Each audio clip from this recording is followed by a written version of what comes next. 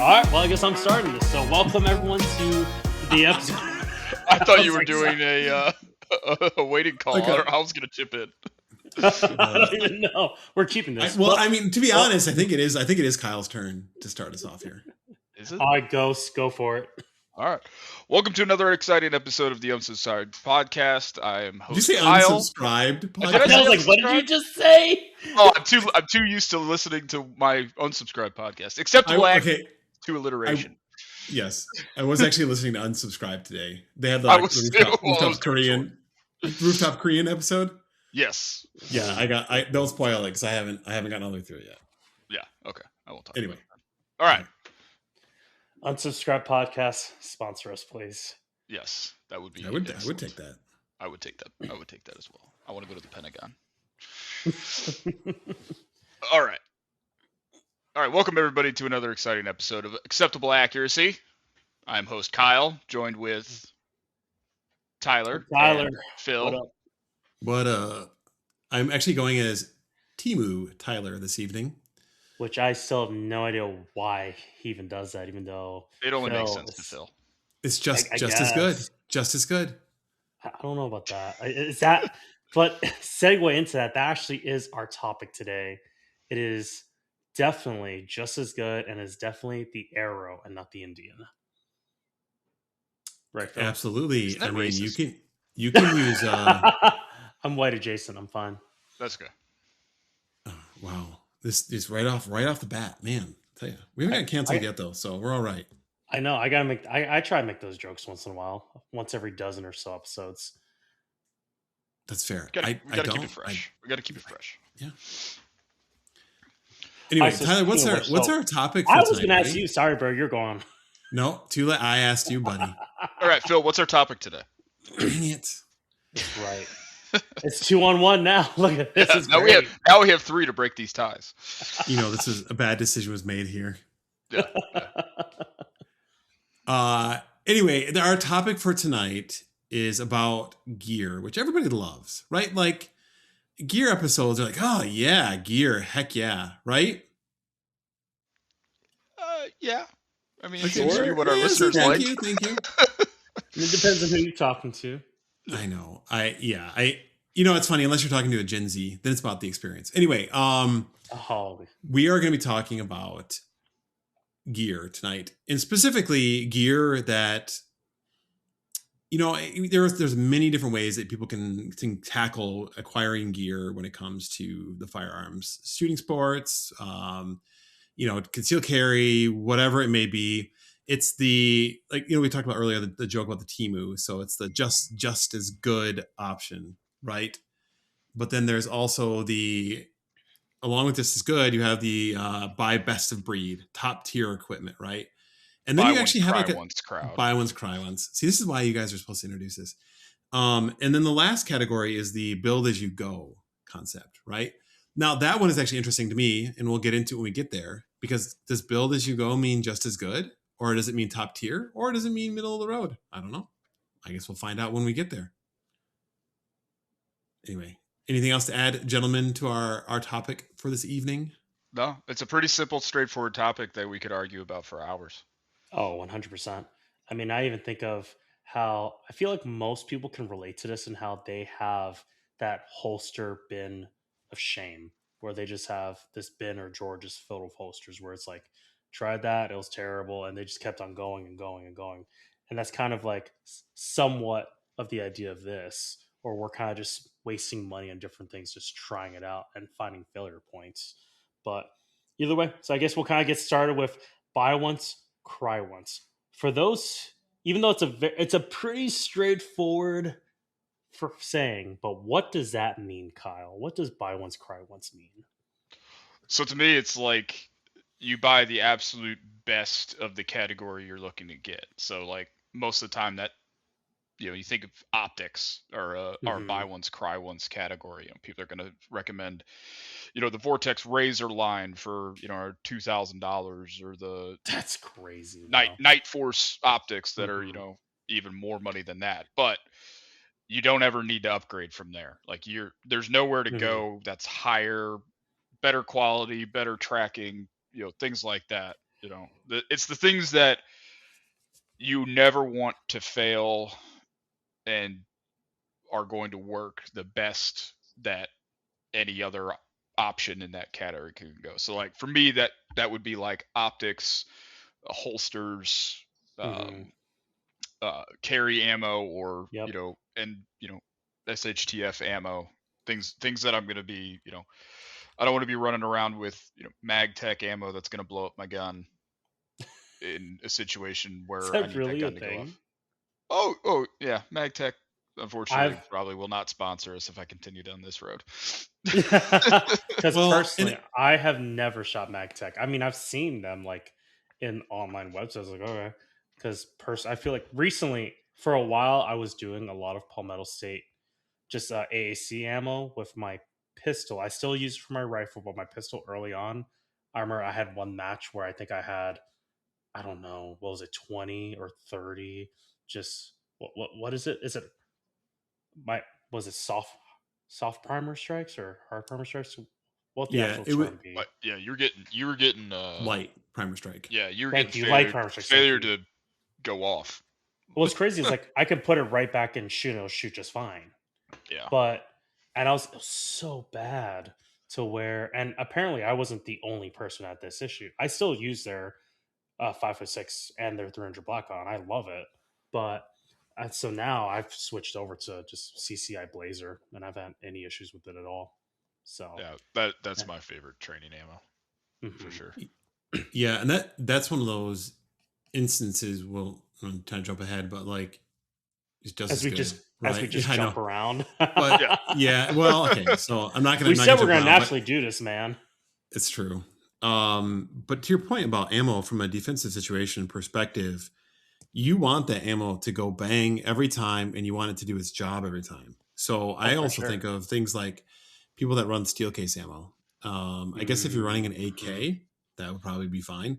But like, uh, I don't trust it. I've never run steel case ammo through any of my firearms before, and I am not. And Kyle will attest this. I'm not a bougie firearms owner at Yeah. all.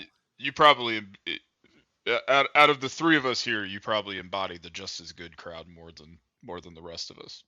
Yeah, I have like when it comes to critical pieces of gear over time, I definitely acquired what I would consider personally like best of breed. But I definitely for fun guns, I have, I don't if it's something I'm not going to rely my life on or something I'm having fun with, I will probably spend a little bit less on it. You're not wrong. Yeah. Mm-hmm. So I guess let's break down the other two categories so that we can freely Yeah, jump around. For So let's sure. do it. the Tyler, what does the just as good crowd I feel mean like to the you? justice for me, the just as good crowd is the idea of, dude, it's fine. It works just fine. My high point goes bang. My steel case works. Why not? Some things are just overhyped, and performance difference doesn't really justify the cost. So Yeah. it works just fine. I think of one example would be I think of Winchester. How I don't know, Winchester white box. just Winchester White Box. I didn't realize like how maybe it's my own experience. I've heard some, but I've shot Winchester, and for a while I was like, why are my grouping so bad? Granted, I also was a somewhat newer shooter too, so that probably was a part of me. But as I got better, I was like, I know what? It just I don't know, quality control just wasn't very good for me personally, and my spreads weren't as good. Whereas like I remember my carry ammo now, which is Federal HSTs, like I could almost keyhole it at 10 yards. I'm like, Yeah. okay, there's something clearly going on because I You know this isn't just me. you're not the only one with Winchester issues. Yeah. Mine, anytime I've had failure, like a catastrophic ammo failure, it's always been Winchester. Mainly around their shotgun ammo. I Mm-hmm. especially in a semi-auto because they use like a uh, steel rimmed instead of like brass on their like Mm-hmm. their ammo, and that just for some reason does like my old semi-automatic shotgun just did not like that at all. Yeah. But then I've also had issues with their pistol ammo and their rifle ammo. So I just never buy Winchester anymore. I think I do have some Winchester because it was like randomly like either some green tips that I found that I just happen to have that I would never shoot Mm-hmm. right, or it was like tracer rounds or something like that, and they You're were the not only going to ones shoot that. that at your steel? No, I'm not, and I'm not going to shoot at anybody else's steel because I'm not like that. Nice. Wow. You're a good But man. so the other thing I would say is around just as good though. So just as good can mean a lot of different things to different people. So I guess I want to add a little bit to this because Sure. I will argue probably in this space that just as good can also mean like let's see, Glock for example. perfection. Got it. Yeah. So like, yeah, you can buy a gun that costs way more than a Glock, but I would say a Glock is just as good as like a staccato, right? People put that as a high. Yeah, honestly, that runs is honestly because from a performance perspective of accuracy and reliability, it's probably better to be honest. It Yeah. may not be as flat shooting, it may recoil harder, it may not be as good looking, but it's just as good. Hey, it's Glock perfection, especially Gen 6, bro.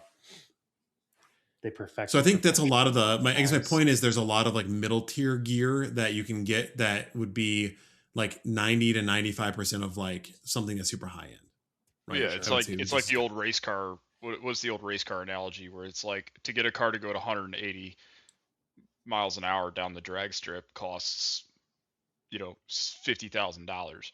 To get a Mm-hmm. car to go from 180 to 200 miles an hour cost you know $500,000. Right. Mm-hmm. It's The rule of that. diminishing returns, yeah. Yeah, Yeah. do you need a car that goes 200 miles an hour, or can you be fine with a car that does 180 miles an hour and spend Mm-hmm. a tenth of the money on it? Yeah. Is somebody going out and buying an MPA open gun for what, $3,000? If they suck at shooting, they're not going Dude, no to use kidding. that any better than a bone stock Glock 19. So for them, a Glock 19 is just as good. I agree. And that's where But too, like I even had this conversation with someone recently. I think Phil might have been Phil was around, and how we're shooting and the guy's like, man, like I just need to get a red dot like you guys. I'm like, yes, a red dot yes, is yes, he does. helpful. Well, yes. However, that doesn't eliminate bad training either, or even lack of training. That's even a better way to put it. Like, if you've never shot with a red dot before on a pistol, it's a learning curve. And that's where good training is more important to me than gear. Like, yes, get the gear, but get fundamentals in first. Get training and practice and reps in first. Yeah, I'd Says agree the with guy that. who hasn't trained or practiced in a while, but still. Well, yeah, and there's something to be said too. And when we were talking about this episode, is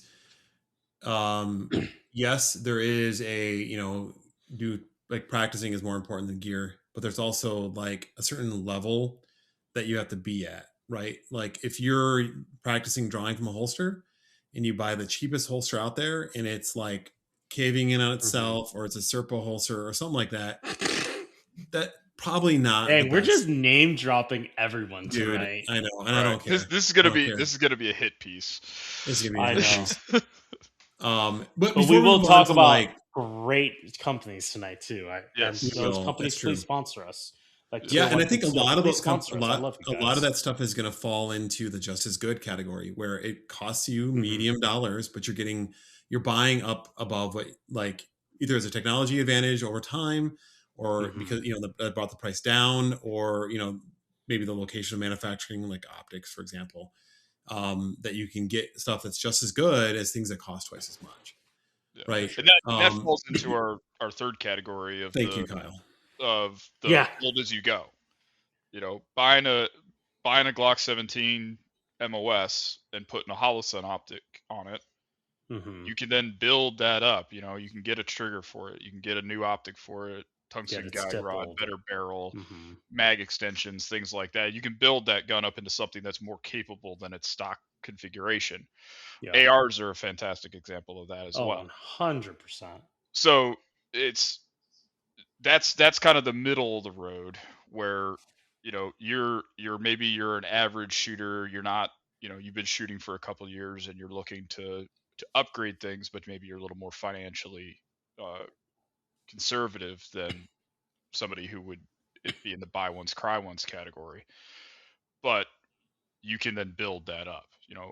A Smith & Wesson MP15 with a Holosun optic is going to do 70% of what a Danny Defense with an aim point or an EOTech or a high-end variable optic can do. But if you don't know how to do your sling manipulations and reloads and malfunction clearances and things like that, you don't need a $2,000 optic. You need to figure out how to run the gun and get the bullets where you want them to go before you start making them go better.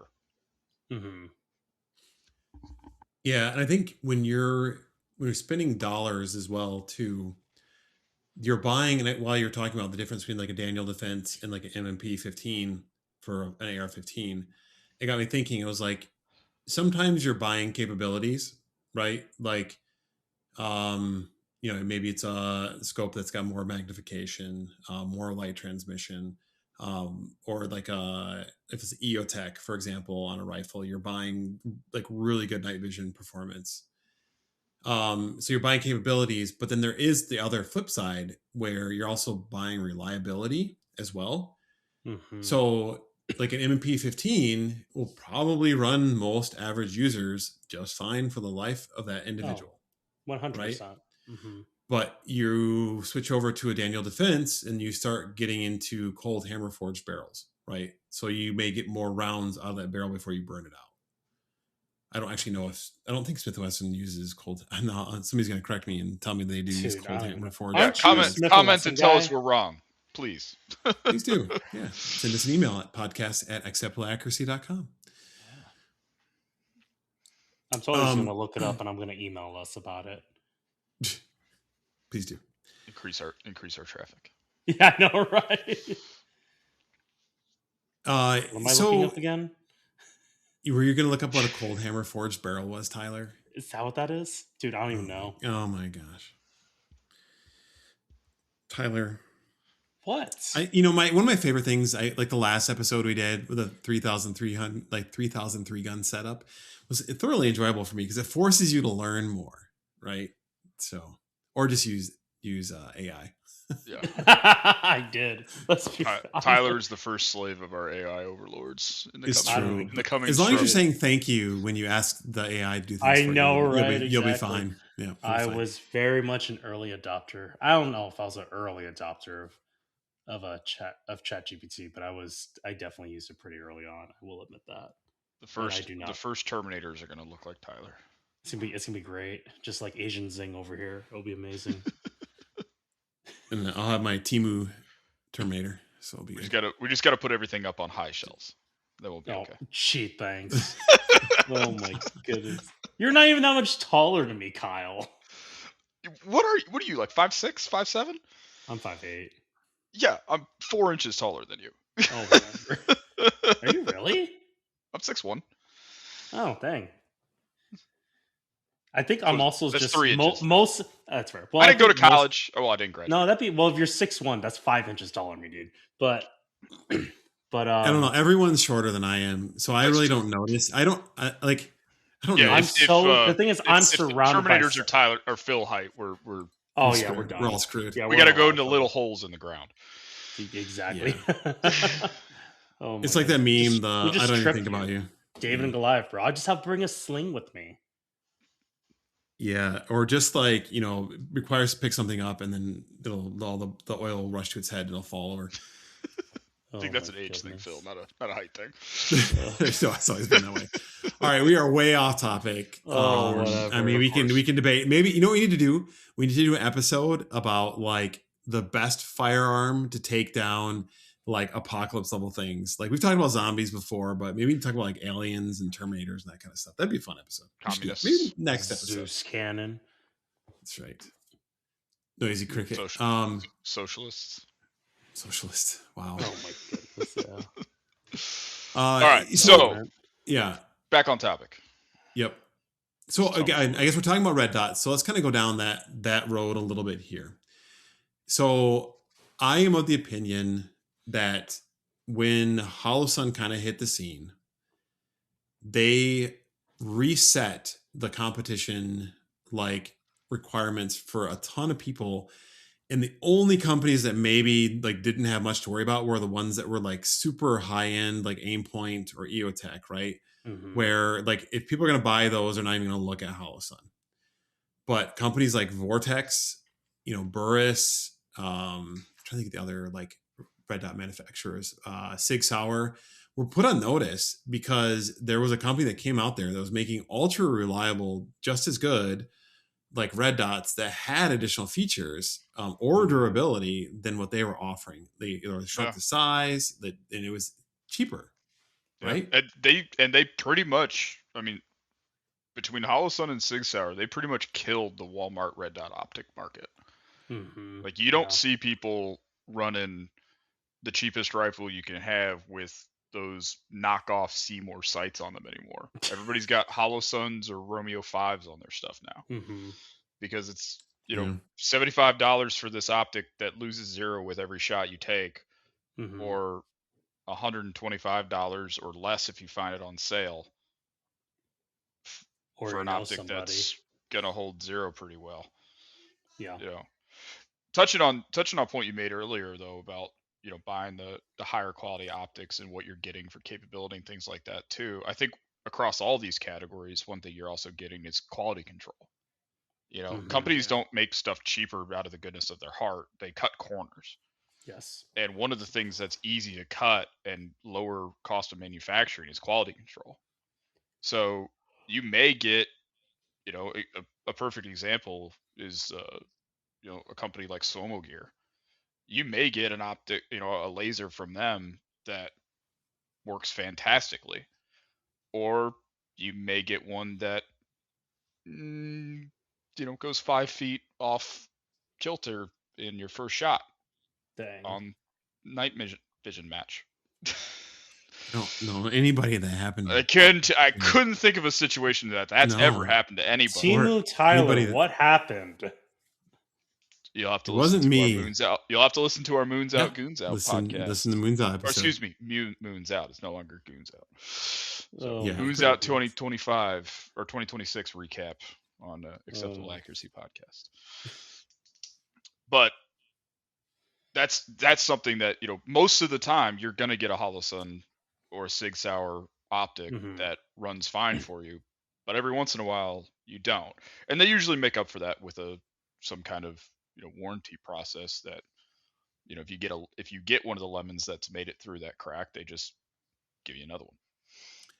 Yeah, and I even think about like pistol optics. For the longest time, there were many years there where like even like your like Trigicons, because they weren't really designed to be on a pistol to start, right? But the RMRs, even those were having issues, and people were breaking like optics on top of slides like crazy. They would fail like components because they just weren't used to the like violent action of a slide on a pistol, right? Yeah, that's the whole reason the Type 2 came out. Exactly. And now like you can buy an optic for your pistol for like low on features, but like 100 and 200 bucks, and it's gonna run just fine. I think I've killed one Holosun on a pistol, and again IR made it. It was fine. I don't know. Did you ever figure out what actually happened to that optic? Like why it went down on you? Because that was the Vulcan, that primary arms Vulcan edition, right? Correct. And that one, it was funny because one I had an issue with, and that one actually did kill, and it would not turn on. So I tried swapping batteries on it and everything. And so I tried. They actually sent me like a small list of things to try, and nothing brought it back online. So I sent it in. About a month later, got it back. Got a new one back, I should say. They just sent you a new one. They did. Yep. And the form was like it was pretty painless. It took a little while to kind of like figure out where to do everything, the returns and whatnot. That is fair. But then I will say on the flip side, if you're looking at red dots, I think red dots the just as good thing. Again, unless you're looking for really good night vision performance, right? Like EOTech is still kind of the king when it comes to that because it's holographic. It's a little different. Light transmission's a little better. EOTech makes Um, race. yeah, I mean, there's really good. But then, like, on the flip side, for magnified optics, while you can get a primary arms SLX, which are really good for like most things, when you're looking for glass for shooting, especially long distance, the further out you have to go, like the glass quality, you're still having to pay. Like nobody's really like, yes, you can buy cheap long distance like glass, but No. it's not like you're not getting 90% or 80% performance. You're getting like 50% of like a high end piece of glass. Yeah, and again, it comes down to what are your capabilities as a shooter? Because like I just picked up an Arkin, I think EP5 4-16 for a 22 bolt gun that I Mm-hmm. got, and that's super nice, and it was 350 bucks or something like that. First focal plane, illuminated reticle, has a lot of features of a really high end optic. But when you compare, and it has very good glass, but when you compare it to my EOTech Voodoo 1-10, that's $2,500. You can absolutely tell the difference in glass quality. Mm-hmm. It the money does make a difference. Now, for somebody that's just starting out and shooting 22 long range, like, do I need to go out and buy a Calls or a Schmidt and Bender or a Night Force or Razor that's going to set me back more than the cost of the rifle and then some? No, because I'm just starting out and learning how to do it. It's perfect example of build as you go. Like that optic can find its home. That whole build is a build as you go. It's a competitive rifle, CZ 457 Pro Varmiter, so it's not match grade. It's a very basic but very capable setup. And if it's something that like, hey, I love shooting NRL 22 or PRS 22 rimfire, this is something that I want to do more regularly and be more competitive at it. Well, then I can start looking at dropping that, $5,000, $10,000 on a build for that thing if that's a route I want to go. Mm-hmm. So it's not just as good as these other ones if I want to be competitive, but it fills the role as it is right now. So it's a very nebulous, very subjective ruling on these things. Mm-hmm. But there is objective, like, yes, this optic is not as good as something else, but it does fill my role. Right. I'd agree with that. The other thing that kind of came to mind when you're talking about like long distance optics as well too, and I don't want to dwell too much on this because we literally could talk hours on this. Um, but from like an optic that you're dialing a lot, you want the one that has really good tracking. And not especially if you're doing really, really precise stuff. Now, I will say this is something also that's improved with a lot of optics over the last 10 years. Tracking before that, maybe 15 years was a problem, right? Not everything returned back to zero. So tracking, for those who don't know, is like if you dial, let's say it's MOA, and you dial like 4 MOA to the right and then like 5 MOA up. I'm not sure why you would do that, but if let's say you do, right? And then you go to dial that, like you want to track actual MOA from one end to another and then one end up. And then when you dial it back, you want to return exactly back to zero, right? Not every optic will do that. Again, that's one of those things in the last 10 years where a lot of optics manufacturers have kind of figured that out. Same thing with glass quality, because it's usually like China glass, Philippines glass, and then like Japanese glass, right? But I think that the Chinese have kind of started to like close that gap on glass quality. Not unsurprisingly, right? I think it's going to take them a long time to get there, and they'll never be fully comparative to Japanese glass just because they've been doing optics for cameras and scopes and stuff for so long.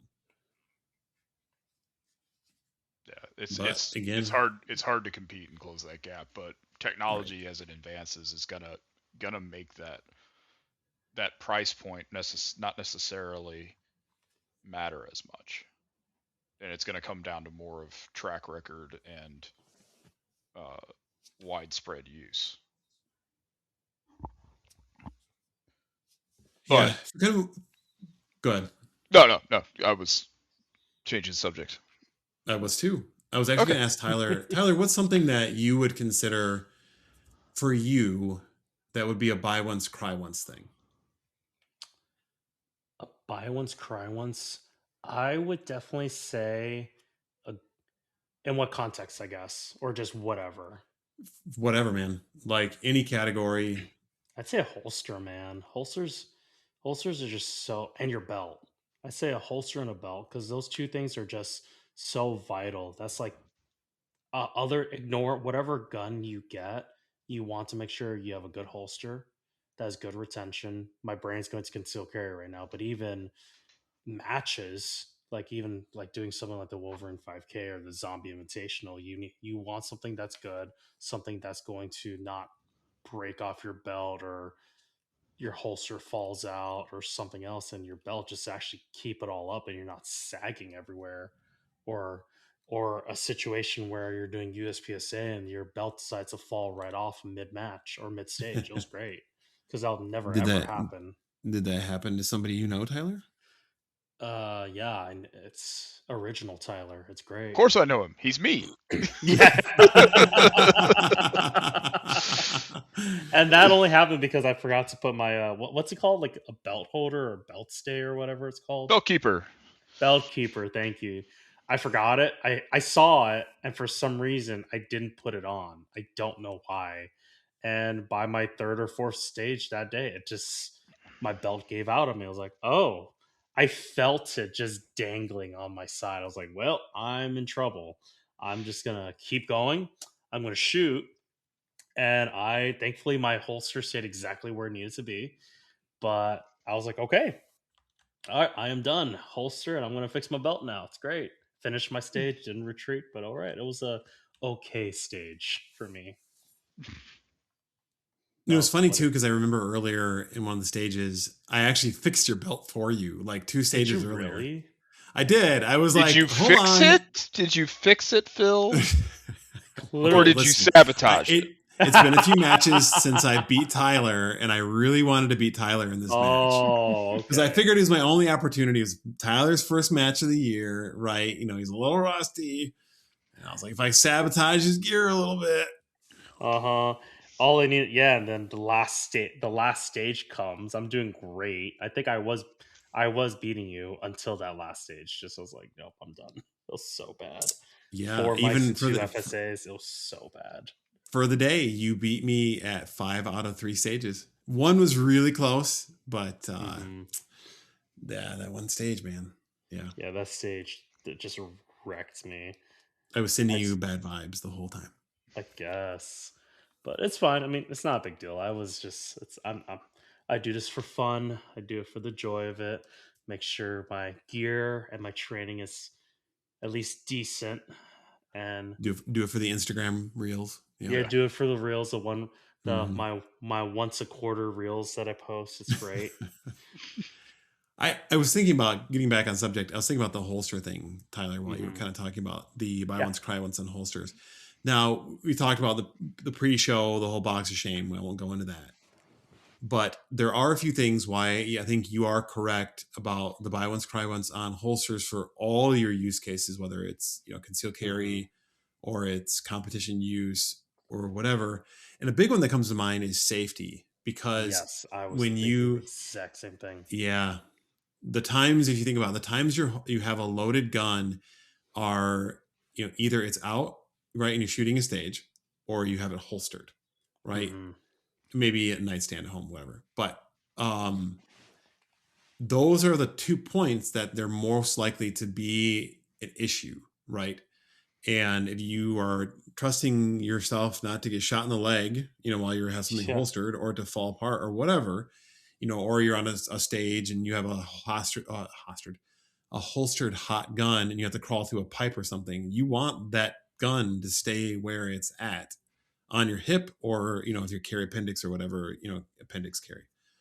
So, and then along with the whole safety thing is like a good warranty as well. I know you've had to warranty your holster a couple Dude, times. it's probably been 6 times now. Really? I thought it was like Yeah. 3 times. And that was even like a high guess. I've had to warrant. So I have a tier one conceal holster. I absolutely love it. I still use it. but I've had to warranty my Tier 1 Concealed Access Elite for my Shadow Systems twice.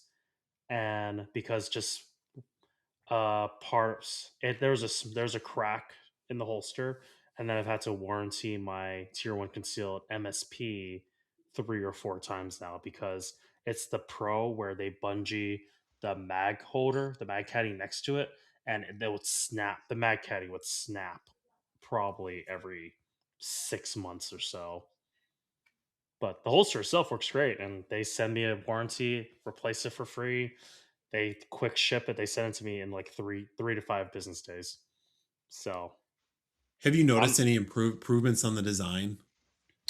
that Like the first few, no, they're the same. The most recent one, yes, it did. It does feel different. It does look different to me. But I feel like it's you're their thicker. beta tester. I guess they're probably like, dude, this guy keeps warranty calling us or emailing us. But once again, Tier 1, I love you guys. Yeah. Please sponsor us. I'm Gen fine Zers don't call. with that. What? Gen Zers don't use phones. It's true. They're scared of people. Oh man. But still, no, I've had to warranty my Tier 1 holster quite a few times now. But they've been very responsive and they send me I've had no issues with them and I still happily support them and will buy more holsters from them. I am eyeballing a LWB holster right now, so we'll see. Nice. Hmm. And that's an example of a top tier company who has a good warranty to back up their product, right? They make a really good solution, typically considered one of the best. A lot of people use them, and then again backing up their like your investment in them, right? Whereas like if you buy something off of Timu, Yeah. if it breaks, you're probably buying another one. Yep. So Hmm. and buy one, cry once. All right, Kyle, what is for you, what is a buy once, cry once thing? That's not an optic or a holster. I mean, ammo for me is one for sure. It's especially into the higher caliber stuff, 308, 6, 50 BMG. Like that's areas that if you buy bad ammo, like you're only gonna get lucky for so long before you have a problem. That's so true. Um, Or even blow up your gun. yeah, and I mean Yeah. at the very least you're gonna be buying a new gun. At the worst, you're gonna be family's gonna be buying a casket. So I Hmm. I don't think that you know you're magged up into trash ammo or you're match ammo for a local or an outlaw match or something like that. It doesn't need to be like the highest of high end match grade staccato branded 9mm USPSA certified ammo. But like if we're looking at it as a martial aspect, like any mag that I grab in a go bag or carry in a waistband or something like that is going to have federal HSTs in it. Because that ammo, I need to know for a fact that like when that ammo goes into the chamber, it's going to go off, and when that bullet hits the target, it's going to do what it's supposed to do. Hmm. You know, it's the biggest joke in the world where people are like, "Oh yeah, I carry hardball ammunition because bullets still kill people." Like, yes, but you're kind of you're not really stacking the odds in your favor there. So yeah, ammo and for big matches too. Running a match that you've spent $300 on the entry fee, driven 10 hours to be there. Do you really want to be slinging rounds at 400 yards that are shooting, that are at best capable of like a 4 MOA group? Or maybe you spend a little bit extra money and have some 75 grain match ammo for Hmm. that stage so that you can actually complete a stage and don't feel like you missed out on it. So there's tiers to it, just like everything else with this. But yeah, high end ammo I think is something that's definitely worth spending the extra money on. if you have the use case for it. If you're a guy that goes shooting, twice a year at the family reunions and your brother's birthday party, like Mhm. somebody's got to keep Winchester in business, I guess. But but Hey, Oh my if goodness. you're doing if you have serious use case for your guns, spend that little bit of extra money on some higher quality ammo. yeah, and I think too of anybody that's doing precision rifle shooting, right? Like for some reason, calibers that are like 308, 6.5 Creedmoor, which are very popular, right? Like there is a huge variance of like this group size that you're going to get out of your given rifle from like cheap stuff all the way like to high end. And it just like I have 2.65 Creedmoors and they like two different bullets. Like they like it's the Federal Gold Match, like uh and then they also like the Hornady American Gunner of all things. Now those are a little bit more expensive, but they're like specific hollow point boat tail rounds that are designed to go long distance, and they also shoot really precise. But for some reason, if I put like hunting ammo or regular ball ammo through those things, I get like complete garbage groups, like just up to like 4 MOA. Like Celery and Blot, like they've got pretty decent like pistol ammo and stuff, but for some reason their rifle ammo is just kind of garbage. At least to my firearms, right? Your No, you're not wrong. experience, your You're not experience wrong. may vary. Yeah. You're not wrong. And that's why you get a lot of people that'll hand load stuff as well too, and they'll hand load like high end rounds into like into their own ammo to get that really precise round. That's another great Right. example of a buy once cry once is reloading equipment. Right. Mhm. Yeah. The other thing though with that's really interesting is if you think about 5.56 ammo, for some reason PMC their 55 grain ammo, every single one of my rifles, doesn't matter the quality of the rifle, like I'll get anywhere between MOA and 2 MOA group out of that, which is pretty darn good for a 5.56 like gun, right? 2 3 ammo, I guess. Yeah. But again, I put Winchester, same price, maybe even more expensive, and it's just kind of trash. I get really bad groups out of it. Mhm. So Yeah. I miss I miss the Federal Lake City ammo because I have a rifle that used to shoot that like freaking lights out. And then Dang. I guess that's why I have another reason to bone to pick with Winchesters. They took over the Lake City plant. Now Lake City surplus ammo is not great. It'll work in an FRT, but that's more to whom it may concern versus right. That's fair. The other thing that we were talking about too, switching to the next item, buy once, cry once, night vision. So obviously you're spending a ton of money on a night vision optic to begin with.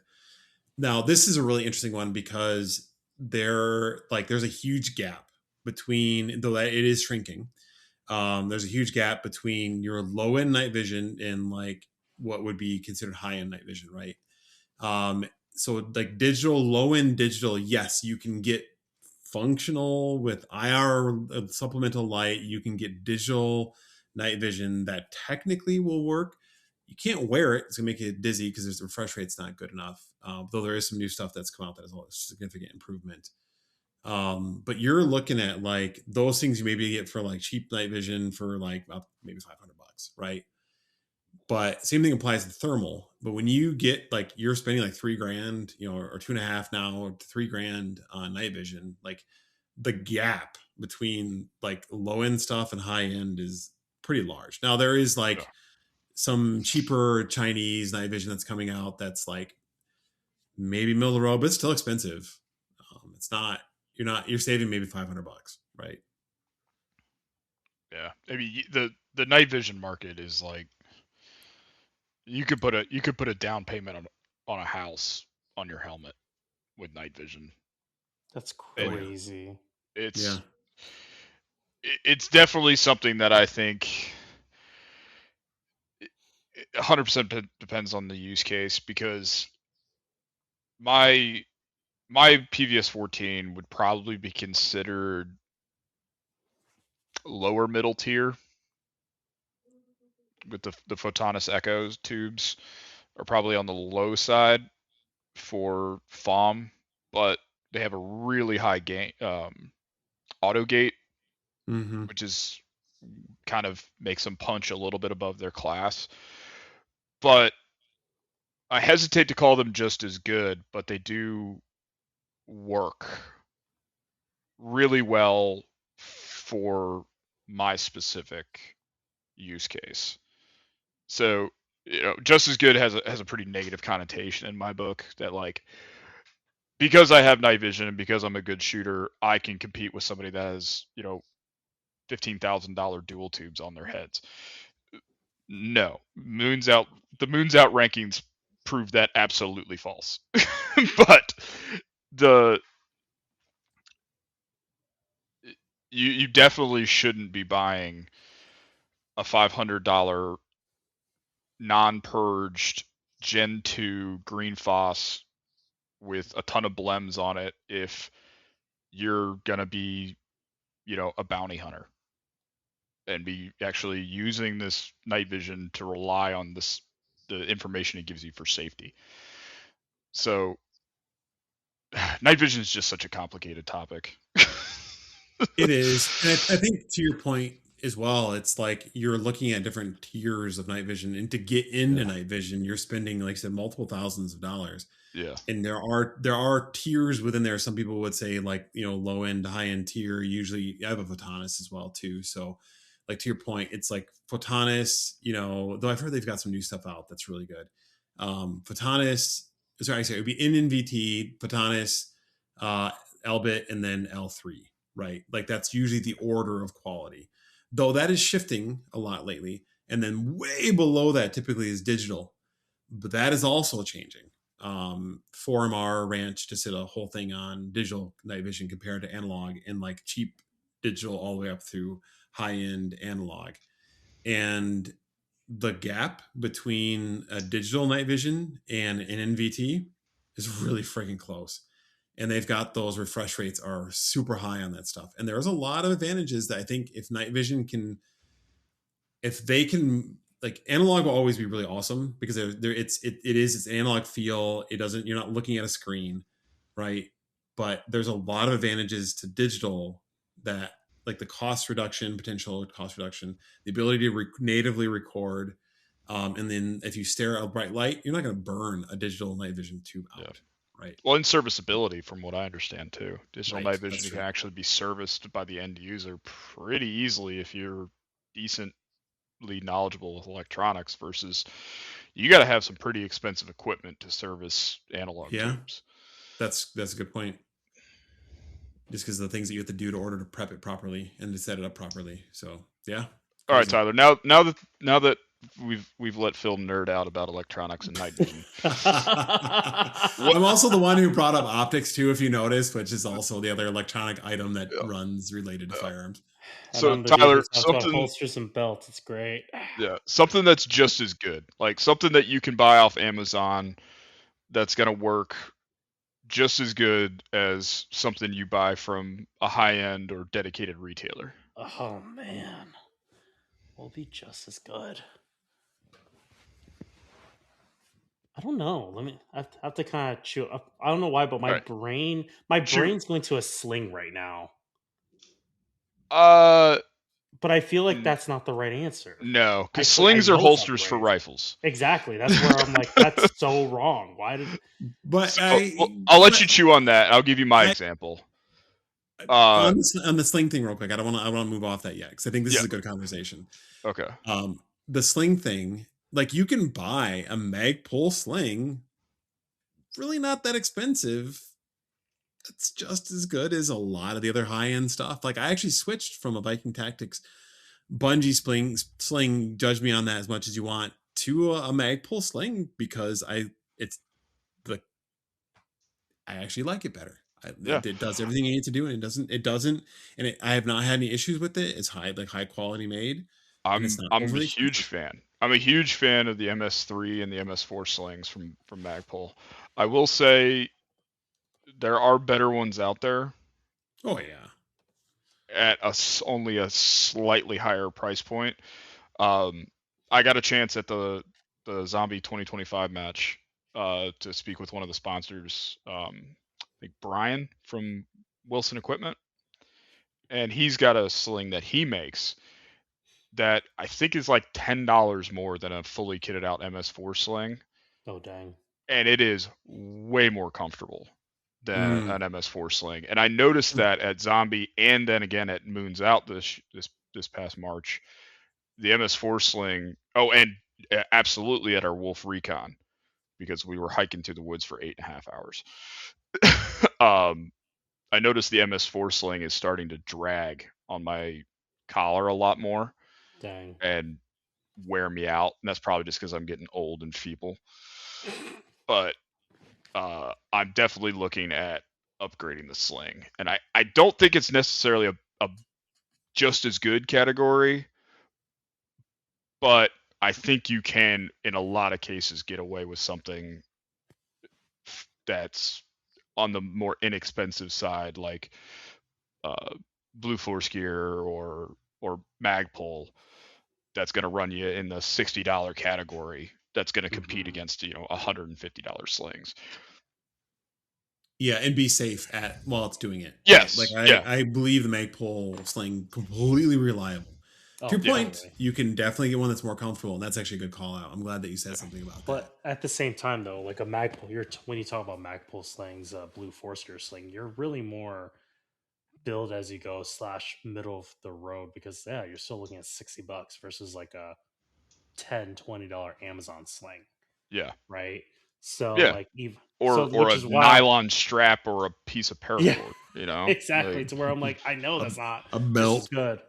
yeah, Hey, a oh my leather belt goodness, wrapped in oh duct tape. dude, no kidding.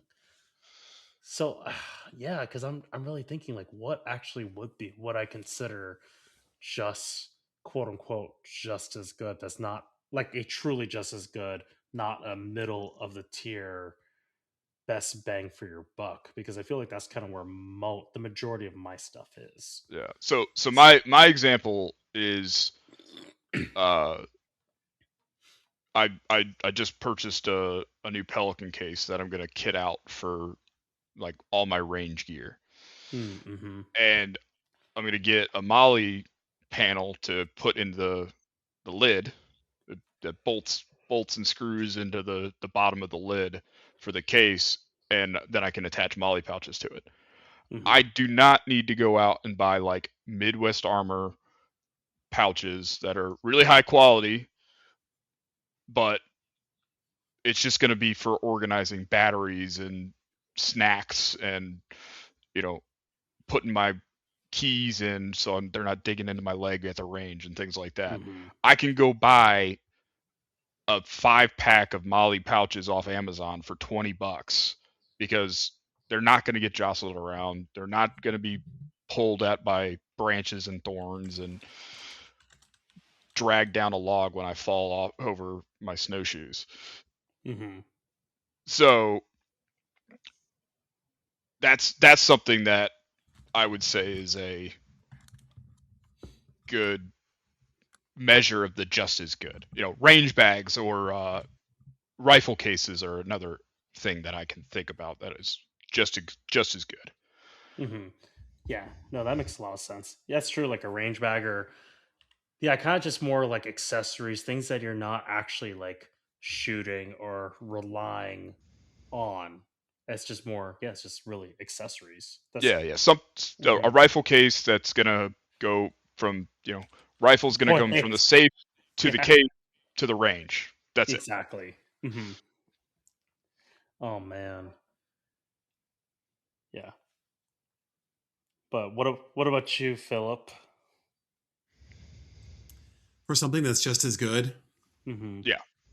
So I was thinking about this while we were kind of discussing some of the earlier items. Uh, this may be an argument point. Actually, I don't know if I'm any argument from either one of you, but a weapon I'll mounted argue with you. flashlight. weapon mounted flashlight. I will 100% argue with you on this. Philip. All right, let's go. I will 100% argue with you. Hang on, and the thing is, Lights that blow up. No, hang on. Dang. Look, this is Keep your something that pants I can on. actually. This is something I can actually talk about. Oh, we got the engines thing fired up. Here's the thing. When I think just as good, and I know we kind of talked about this earlier, is that a stream light to me is just as good as like a mod light or something else out there. Right? No, Streamlight is the thing is it is you're getting 80% of a mod light. It's gonna function for you, and you're not gonna have problems with it. You know how many stream the one in my mind. I'm actually, you know what? I'm just gonna throw this out there. AR and pistol mounted flashlights. Oh, I'm logging off. Let's go, because I have both, and I have used. I mean, obviously, I don't like. Okay, maybe every once in a while I clear my house, but I have used them, and I have a stream light on my competition pistol, and that thing has seen thousands of rounds on it. I will switch the batteries out and yearly hundreds or whatever of it is. So many NDs. So many weapon NDs. So many light NDs. So many light NDs. Hey, yes, you know to clarify, everybody. But yes, be jealous. Phil did it again at the last match, by the way. Be jealous. I have long fingers. All right. Anyway, so I have big mountain man hands. Anyway, that thing still runs. I have not had any problems with it. I'm not disagreeing with you that the TLR1 HL is a good light, but my TLR1 HLX on my rifle came off of its mount and stopped working when I bumped it against a barricade during a match. I have seen Surefire flashlights on rifles get run over by a Humvee and fall out of a helicopter and still work. Do you know what? I do not own a Humvee or a helicopter, so I think I'm all right. All right, General Dynamics, please sponsor us so we can do a durability test with a Humvee. The heck yeah! Oh my goodness, that's amazing. See, yeah, Surefire is the reason why weapon lights are even popular, is because of Surefire's durability on their lights. They have missed the mark on some of their more compact stuff, but their duty grade stuff, I think, is absolutely the 50% cost benefit above the Surefire or the stream lights. The pistol lights are a little closer, I think. I will agree with you there that the TLR1 HL, I have 7 of them on various different guns, and I only have 2 Surefire X300s. But those Surefire X300s are on guns that are going with me if stuff goes sideways and the streamlights are staying home to be loot drops for somebody else. Yeah. I guess for me, as I kind of talk about, as I think about this, like, yes, if we're talking about streamlights, then yeah, I guess I would lean with Phil, but at the same time, I don't really have enough, I guess, experience in this area to be able to say, like, I haven't really handled a Surefire per se. All I have are streamlights, and I personally haven't had any issues with it, at least with my pistol mounted light. But even my weapon mounted light, that's not my home defense gun, and I've never used it in like a competition either, so I can't say much with it. Yeah, I carry a streamlight. I have 3 of the exact same streamlight flashlights that I rotate for EDC, but there's a reason why I have 3 of them. Because they all fit the holster that you have. No, they're handhelds. Gotcha. Okay, they're handheld. The Streamlight Macro Stream. It's a fantastic EDC light. However, the switch breaks, the battery connection gets loose. I've RMA'd 2 of them twice, so 4 RMAs for 3 lights. Dang. Now I do use them a lot, so therein lies. But like in my car kit, for if I break down on the side of the road, there's a Surefire in that light, and I've used that quite a bit as well. when I forget, if I forget my EDC flashlight, that one becomes my EDC. It gets used a lot, and never had a problem with it, ever. Mm-hmm. Yet you daily drive a Streamlight. Because if I break it, it's not as expensive to replace. It's $70 or lose it. versus. See, I was it's gonna just say, as Don't good. lose your don't gear. care. Don't lose your gear. That's Just the as worst good. excuse ever. I don't like carrying a Benchmade knife because I lose my knives. Well, don't lose your knife, and you won't. It won't be a problem. Dude, the amount of knives I've lost is even funny at this point now. But at the same time, it's one of those things. If you carry or hold on to cheap things, like when I've never. Okay, that's not true. I've lost my prescription sunglasses once, but the amount of cheap. I've had the same pair of Oakleys for 18 years. That's what I'm. That's what I'm saying. Like, other than the one prescription sunglasses that I've lost, like versus like the cheap like gas station sunglasses, dude, the amount of like cheap $10 sunglasses I've lost isn't even funny anymore. And yet, it, like, whereas my prescriptions, like, I'm not losing those, but it truly is like with you, Phil, like you're not going to lose your meta glasses. I hope. No, because they serve a very specific use and time. Like I don't wear them not at the range. That is right? fair. That's true. Because number one, I think it's be careful what I say here. I wouldn't wear it out in public. Let's just put it that way. They serve a purpose at the range because if I remember to, or Tyler, who's very graciously reminds me all the time to record. Yeah, your first match I wasn't there, and you only recorded. I know I recorded one stage. Yeah, but they serve a purpose for recording, right? So, and I think there was somebody at IDPA I was shooting that was also running. She was running meta glasses as well for the exact same reason. She's like, yeah, I only ever wear them at this match. Mm-hmm. So with the lights thing, I'm going to lump this in there as well too. From an IR flashlight and laser perspective, Holosun, I think we come back to them a lot. They are often 1/3 the cost of a high-end laser aiming device. And honestly, it does some things it does better than some of the super high-end, super expensive ones, right? But I guess would Holosun be considered like just as good, or would they be considered more middle tier? Well, again, that goes back to what you classify as just as good, right? Like my thought is just as good as middle tier, right? Got it. That's how I look at it. Like I'm looking for that value buy where I'm spending, 1/3 to 50% of the dollars on a product that I'm getting 80% or 90% out of. Oh, right, compared 100%. Yeah. Yeah. I mean, I guess I don't have any Holosun. The only Holosun stuff I have are dots, but that's pretty much the only dot I have. Yeah. Dots I feel like the IR market though too, we're so hamstringed by the FDA, right? Mm-hmm. Which is wild that they regulate lasers. I know that's so really. But I didn't even know that. I mean the argument that civilian powered lasers that are manufactured in the United States are more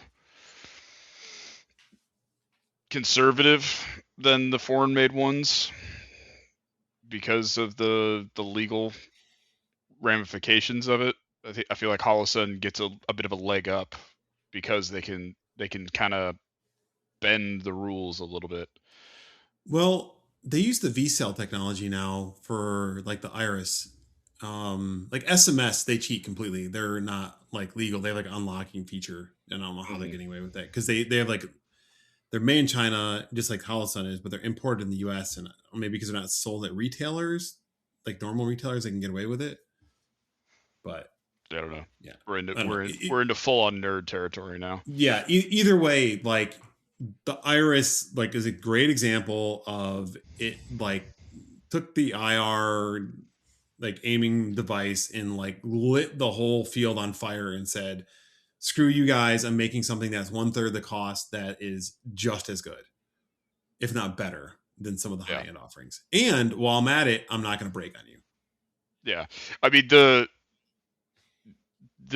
what is it? The ATPL-C, which is the civilian version of the military's lamb, is notorious for being crap for a $2,100 laser. Because they're hamstrung again by the fact Yeah, it's not because they're hamstrung by diesel or full power. Yeah. Yeah, so I mean, if you can get your hands on a gray market slash a laser with the secret ingredient of crime, a ATPL laser is fantastic. But if you ever have a problem with it, you're better figure out how to become an electrical engineer, because if you send that back to L3 to get fixed, they're going to say, "Oh, thank you for returning stolen property." Yep. All right, I feel like we focused a lot on like buy once, cry once, or just as good. But Tyler, did you come up with one that's just as good, or do you want to move on to I'd say we should move on just for the sake of time as yeah? well. So Tyler, for you, what's something that like you can build as you go? I feel like Kyle brought it up perfectly. It's just an AR. Yeah, that's the I feel like that's the ubiquitous one. That's just a very clear, obvious choice. It's like something that's just so customized. I think was this you, Phil, that you like to say the AR platform's the Lego of the gun world? Yeah, it's very commonly It's referred to as very such. I'm not the saying. only one. Yeah. Yeah. Yep. Well, But Our resident Lego master. They're the first person I've heard. Exactly. I'm going to let the Lego master say that. So. Lego, please sponsor me specifically. I think you're going to need a large change in management for that one. Yeah, they don't. If they knew that I shot as much as I did and they gave me as much Lego as they did, they'd probably ask for it all back. That's so funny. I live two very different lives. Get the block 15, block 19. Yeah, the block 15. Yep, block 19. You're right. Yep. Block 19. I think ARs are built as you go, as long as you start with a good base. Yes. Like I recently had a guy I know bought the cheapest AR off the rack because he was worried about upcoming gun legislation in his state. Mm-hmm. And the third time he took it out, the charging handle broke. Dang. Oof. And not in the way that you would think, where like a lot of times like the latch, the roll pin falls out of the locking latch, and it now it won't stay, locked to the upper receiver under recoil. No, it was actually the entire charging handle just snapped in half. That's insane. How? So, excellent question, Tyler. It goes back to that quality control issue. No, the company made it right. They sent him a brand new charging handle, but his gun didn't work. Couldn't operate his firearm until he got that charging handle back, or he went and bought another one. So he went and bought a Radian charging handle, kind of the whole other direction. Yeah, no kidding. Yep. But if you start with a good base, like an M&P15 or well, Arrow, unfortunately, seems to be having rest in peace. Yeah, seems to be having some serious issues. They've gone out of business. Are you serious? I didn't even know that. Yeah, you can still buy some of their stuff, but I think it's just retailers getting rid of their inventory. Yeah, I think it's new old stock at this point. There's no new products. But which is too bad because that's one of those cases is just as good. Yeah, their receivers, their uppers, they were the kind of the best of the entry level market, and I'm interested to see who fills that role. It looks like Ruger's probably going to be trying to take that over. But Stag, M&Ps, if you start with a good, even some of the cheaper BCM rifles, you start out with one of those, you can literally place every single part on an AR without a whole lot of mechanical knowledge or investment in tools. Like if you work on your own cars, like if you do your own brakes and your own oil changes, you probably have the tools required to change any part out on an AR. You buy your set of a set of roll pin punches from Harbor Freight, and you're off to the races. So you don't like the accuracy you're getting out of it, get a new barrel. You don't like the 90-degree safety, or you're wrong-handed like somebody in this group. I have no idea what you're talking about. You get an you can get an ambi safety. Yeah. So it is the ubiquitous, like, as long as you start with a good base where you're not having to replace parts, you can go sky's the limit with this. Oh, 100%. It used to be too that the lowers and the upper receivers, there were like, I don't know if this is still the case or not, but there were only a few companies that were making the lower and upper receivers. So even if you were buying one brand versus another, they may be doing their own anodizing, I guess, but like, you're getting the same part, right? Yeah, if you're going Like, with the forged one, there was only a handful, and most of the cheaper line were all made by the same company under a white label. The same few companies under white label practices. I think that's changed. I think there's been a couple more forges that have opened up, yeah. and that those secrets are, I think, getting more closely guarded under NDAs and stuff like that. But yeah, I think back in like the early 2000s, like shortly after the assault weapons ban, there was like if you bought a stripped lower, it probably came from like one of 5 places. But Yeah, fun fact, if you look at your upper and lower receivers, there's like proof markings, and you can actually correlate that back to what forge it came from, which is kind of Oh, cool. really? Yeah, Yep. there's like a key. It's one of them. I forget the Square, others. key, Yeah, that's right. square. Yep. I think there's a star, but I think that one, I think they went out, or they stopped. They started producing their own and stopped putting the star on it back in like 2010. It was a while ago. Yep. But So the other thing, oh, go ahead. Finish your I thought. was gonna 'Cause say, I was gonna switch. I was gonna say another build as you go, I'd say would be like a battle belt. Yeah, actually, I was I was just thinking gonna that bring that too. up. I was going to say Yeah. plate carrier. That was so. I was gonna say plate carrier and belt. Eh, So I guess let's get into that. yeah, Because I can argue yeah. plate carriers though. So let's do belts because we all agree on that Okay. one, and then Mhm. I'll argue with you guys over plate All right, carriers. go for it.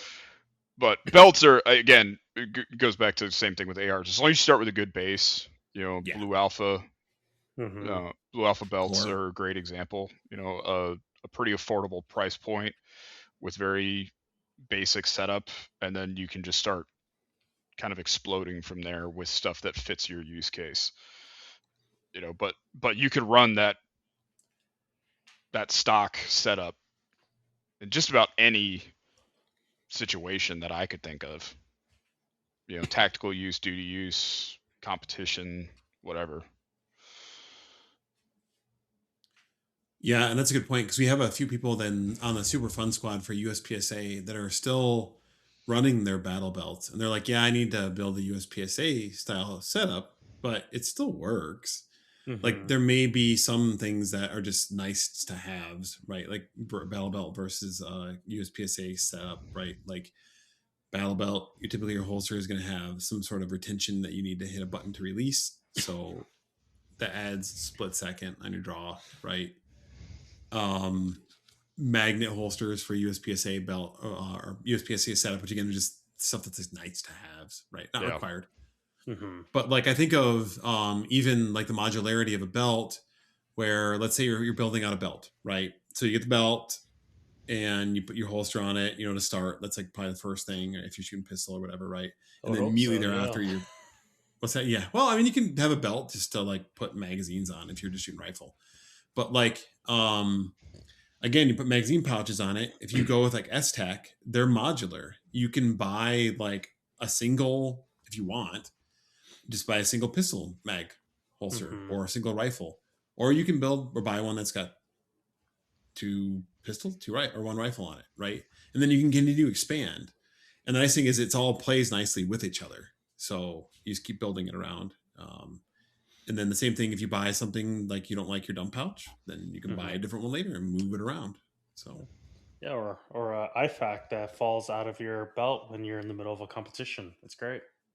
yeah, that happened to a couple people that we know. Phew. Yeah. Yeah. Not A not few times. yeah, not great because this stuff was considered like top like the thing that people go with when they think about going to IFACs. Well, Mhm. and the one individual seems to be a little accident prone and probably needs that AFAC.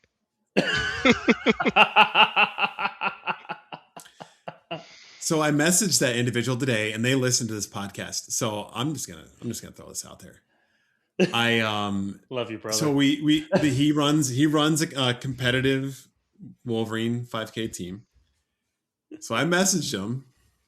I said, "Listen, I know you're afraid of my Super Wolverine squad, but you didn't need to go get hit by a car just to get out of competing against us." Oh my goodness! Of course, you said that. That's amazing. I love it. Oh my gosh, Andrew, we love you, dude. I still can't believe that happened, man. Glad you're okay. Or glad you're okay. I'm glad you're glad or we at can least, laugh about it. At least semi okay. You're breathing. At least you're breathing. alive. Yeah. Dude, holy cow. All right, so let's argue. Okay, plate carrier. I'll start it off. Again, the same concept as a belt. Mm-hmm. You can buy a underlying plate carrier system without any bells and whistles that will carry your plates and will provide the job of the plate carrier to start, right? Like whether it's a Slickster or FCPC or HRT from, who is it that makes that? HRT. Company's HRT. Are you serious? It's actually called HRT? Yes. Yeah. They're literally called HRT. Oh. Yeah. I don't own one, so I don't know. Anyway, you can buy that and then you can add stuff onto it like back pouch for, hydration, front mag pouches, front placard. You can add different cummerbunds if you want to on the side. Yes, I said cummerbund, not cummerbund. You can add all that stuff on. You don't need it to start, but you can still get in for a decent price and then add all the accoutrement onto it as you go. Now argue with me, Kyle. Go. So I think you're mistaking build as you go with customizable. No, it's build as you go. Because again, it serves its initial function, and then you can add as you want. Add the things as you need them. Like, I wish I had mag carrier. So you're accessorizing your plate carrier. You're not building the existing plate carrier as you go. That's my view. Yeah, I mean, there's like a basic level of functionality though. Yeah, right? But I think applies the belt. If you're just no, because it's hard. Belts are a little bit less life dependent. And use case would come into belts too. If you're having to rappel or your crew chief on a helicopter or something like that, you need a different belt that's higher quality than like a Blue Alpha belt. Sure. Because you need the ability to tether into things and not bend yourself in half if you fall. But plate carriers, I've seen a lot of plate carriers just get absolutely annihilated. Somebody diving into the prone and just completely destroying the shoulder stitching. I think that's one of those buy once, cry once things. Like if you're gonna buy a plate carrier, you buy a really good plate carrier. You can accessorize it with the just as good or the build as you go, category accessories for a plate carrier, but the core just vests itself in plates. I'm counting plates in with this mix too. Like those need to be those are things that it needs to stop bullets and shrapnel potentially. Life-saving equipment for me is spend the extra money, get the best thing you can possibly afford. Yeah, I agree with you on the plate side for sure. Mm-hmm. I mean, obviously you can get you can do weight trade-off for dollars, right? Spend less money, get heavier plates and get ceramics and get strong. Right. It's one of those cases where you spend more for more features. Again, like we talked about earlier. But I think the nice thing is, yes, you can go out and you can buy a cheap plate carrier from LA Police Gear or something like that, right? Spend $60. It'll carry your plates for you. But to your point, how good is the stitching? Because again, plates weigh something and it's on your body. It's getting sweaty and gross. And you're doing weird, you're going in and out of vehicles, right? Dragging it across gravel and rocks and getting caught on down branches and the other stuff. Right. But you don't have to buy, let's say you wanted to buy a JPC. Yes, it's going to cost you a little bit more up front, but you don't have to buy everything to start. You can buy just the carrier itself. Yeah, that's what I'm talking about. Yeah. And then you build as you go. Yeah. That's my agreement on you. But the base of the plate carrier, Oh just yeah, the okay, I actual see what you're saying. carrier Yep. itself, not the accessories that go onto a plate carrier. Sure. Because I remember a time where I didn't have the option to mount stuff to my plate carrier. I had to wear the stupid fighting vest over that. I'm That's old. amazing. I was issued ACUs, but having just the armor carrier itself, that's something that is, JPC, HRT, high end all the way. No shellbacks or whatever AR-500 is calling themselves these days. None of that stuff, because it is going to fail when you least expect it, or you absolutely do not want it to fail. Stuff like that will fail. Yeah, And that's a great. plate carriers are hard. They probably take more abuse than your rifle, in my opinion. Yeah, they certainly get sweat on a lot more. No kidding. Well, But then you think of things some of too them. within the plate carrier, obviously stitching quality and then like buckle quality too, because those things are going to fail, right? Those are going to get smushed against something, run up against a rock, run into a rock, run into a wall, right? Like those are the things that, like Cobra buckles, that are going to last a little bit longer than like a plastic buckle, for example. Yeah, not Velcroing, not having Velcro shoulder straps. Right.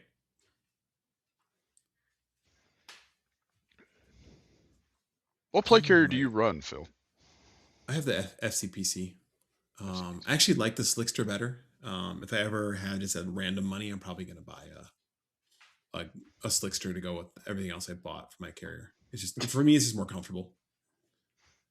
I have a surplus Eagle Industries. That's my actual. I have a T-Rex Arms APC that I use for competition range stuff, just random stuff like that. But I have an Eagle Industries that's set up that's military surplus. Was in really, really basically new shape when I acquired it. Dude, and that's it's awesome. Got the pull, steel cable running through it for the shoulder straps and all that jazz. It's soft armor inside, all that jazz. So it's that's, I don't even think you can buy them anymore. I don't think they make them anymore, unfortunately. But that's my go-to one for if stuff actually went sideways. Yeah, I have an HRT. It's great. I feel like I haven't touched that thing in a very long time, even though I'm about to wear it in a month. Yeah, you are. You start practicing with it on. Probably since we did the what was it, the Marsoc claw. Yeah, honestly, it might be. It's been quite a while. I've completely forgot about that. Yeah, my third date, right before my third date. Yeah. Oh man, dang! Wow. Well, it worked out for you. So hey, it did. Just saying. Getting married, so it's great. Yeah. One thing we haven't really touched on, and I think we're getting a little long in this episode, but we can hit on it real quick. We've talked about rifles from like a AR platform perspective, right? Build as you go.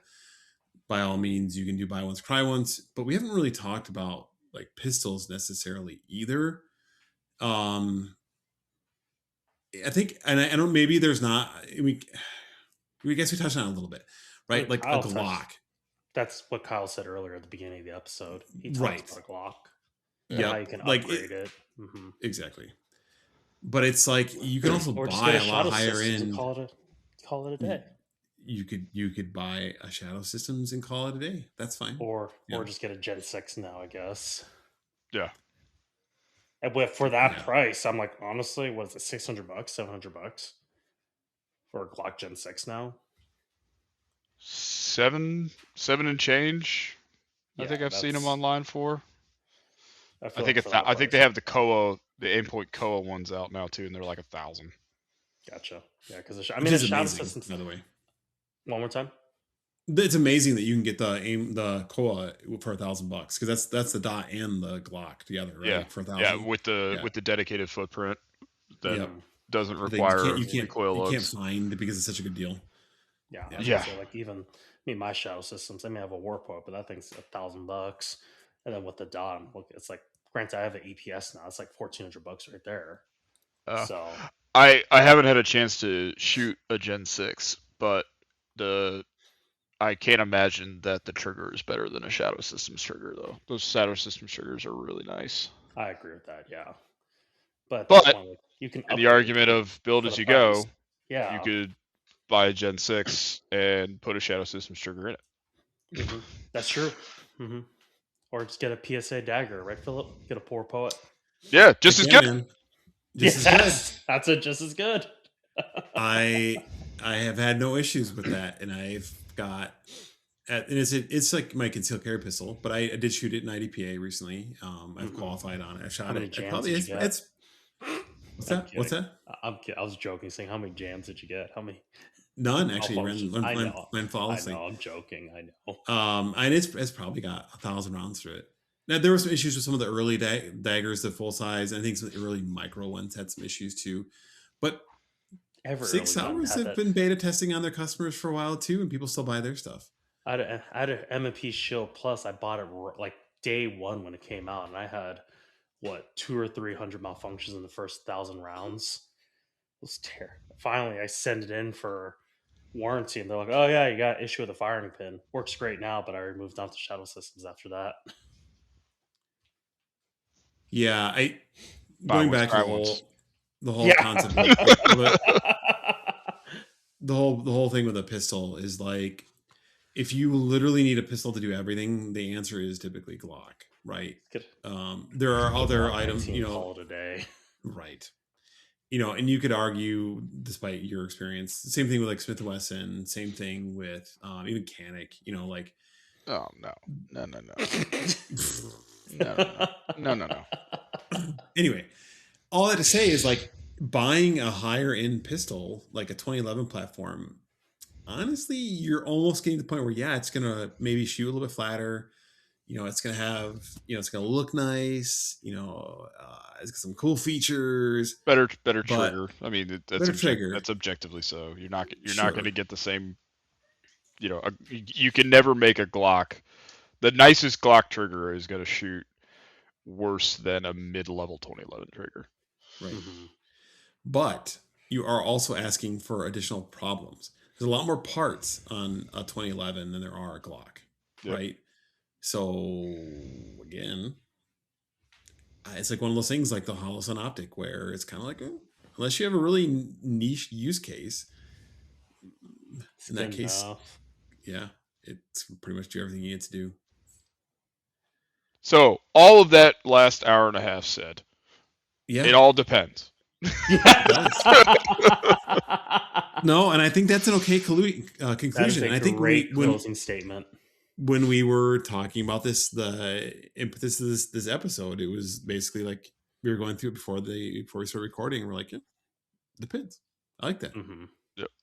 So with that, and it's depends. Is there anything else you guys want to touch on? What's Specifically, your dad advice for Timu, Tyler? Nope. I'm asking if there's anything else people need to cover before we get there. All right, Tyler, what's your dad advice? Yeah, Tyler, what's your dad advice? On 2 to 3, let's go. I would say do things out of your norm, because that is important to do things that are not on your comfort level. I think one example would be just very far out there. This coming week, I'm about to do karaoke with some friends for my fiance's Losers. birthday. I don't know who's doing that with you. Yeah, I wonder who's doing karaoke with me. It's great.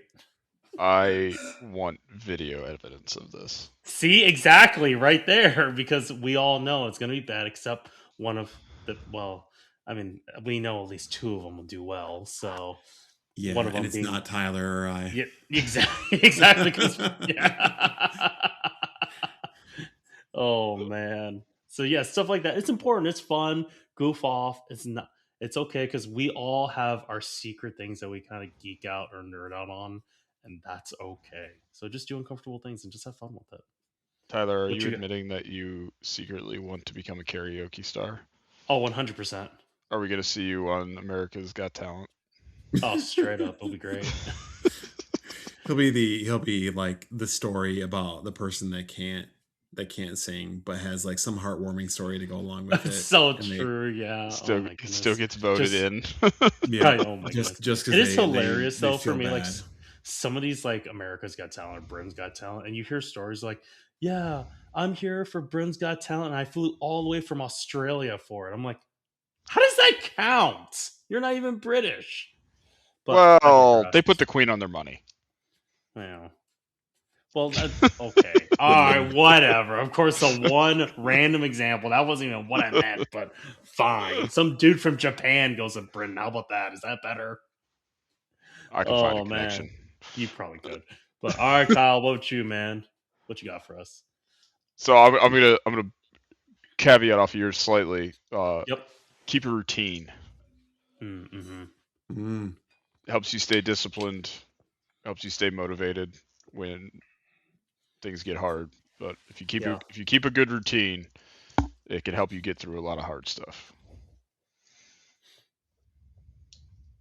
Yeah, I'd like to kind of add to that too. Is like you're talking about like being disciplined. I had lunch with Phil today actually, and how one thing that I'm doing right now is no added sugar, and Got to it's fit in that tux. crazy.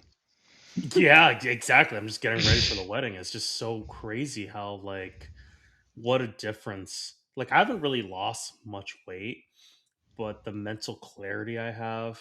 I've also been working out too, so I feel like there's definitely some body composition changes that have happened too. But it's just so weird how like I don't get midday crashes. The brain fog is almost complete. Like I don't get it as often, but it's just so weird. Just what a difference, at least for me personally, what sugar does. Like I'm still eating a bunch of fruit. That is my sugar, my carbs that I'm getting in. But it's just so weird, man. But yeah, Philip, what about you, brother? So since we're all riffing off each other, I'm gonna riff off a little bit what Kyle said about the routine thing. Um, and I think about things like you kind of we are talking about routine of working out. There's develop a routine and develop a routine that works for you. Yes. Tyler and I actually talked about this over lunch today as well. So we moved. One of the advantages of moving was it's compounding, right? We'll get there. We moved. The basement has a little bit higher ceilings. Again, like we talked about earlier in this episode, I look down on everyone because I'm so tall. So Not I have a because you're treadmill. arrogant. Because I'm arrogant. It's because I have a treadmill now, and I have a treadmill, and so I can actually stand on the treadmill in the basement, right? And it's way easier for me to develop a routine of like going down there. I started doing burpees in there. Like I'm all contained in one area. I know exactly what my temperature is going to be. I have fans set, all that stuff. I don't have to worry about anything. Like I remove all barriers from me to have to create a routine. And I think a lot of it is like everybody's a little bit different. And if you can gamify or again, remove those barriers to create those routines, do so and never feel guilty about that. Because if you like running outside, by all means, that's the thing you got to do. And you want to do that 365, every day of the year, great. But if you're like, hey, I'm a treadmill guy, I can watch TV while I'm on the treadmill, and that works for you, do it. Because you know it's better than not doing it. Mm-hmm. And then keep adding stuff to it. Kind of push yourself. Say, okay, well, I did this today. This is my goal. Have those goals, either write them down or have them like subconscious. But what are you adding to those as well, too? Like, what can you add that maybe adds like 2-3 minutes to your workout, right? Or if you like today, I was limited on my run today. So I'm getting back into the like longer distance running without like stopping, right? So I didn't have as much time to run today, so I ran longer without like doing in like I didn't have an interval. I like did my like walk to warm up, and then I ran, and then I cooled down. That was it. There was no interval training in there because I didn't have as much time. So I don't know. Is that like a fitness hack or routine hack? Maybe is what I'm saying. Get habit stacking in there too while you're at it. Heck yeah. Oh my! What other buzzwords can we toss in there? Oh my! Keep hydrated. Stay hydrated. Hydrate or die. Yeah. Oh my god! But All right. With that, Tyler, you wanna close this out, buddy? I literally just asked you. No, I talked louder than you did, and I couldn't hear you in my ears. So I'm looking at our audio graphs. I'm heard literally Phil talking ask louder. Tyler. What? Yeah, there you go. I heard Phil ask Tyler. I didn't hear Tyler's. Oh my goodness. All right, thank you everyone for listening to another exciting episode of Acceptable Accuracy with Kyle, Phil, and Tyler. Thank you so much. Remember to like us on Facebook, follow us on Instagram, like this video or podcast, wherever you're listening to. Remember to also follow us on the Philip. Follow What's us. the Firearms other? Radio Network. Thank you, Firearms Radio Oh, yeah, Network. Yeah. Remember to follow us there. And also remember to email us at podcast@acceptableaccuracy.com. And we will see you next time. See you, everybody. Bye.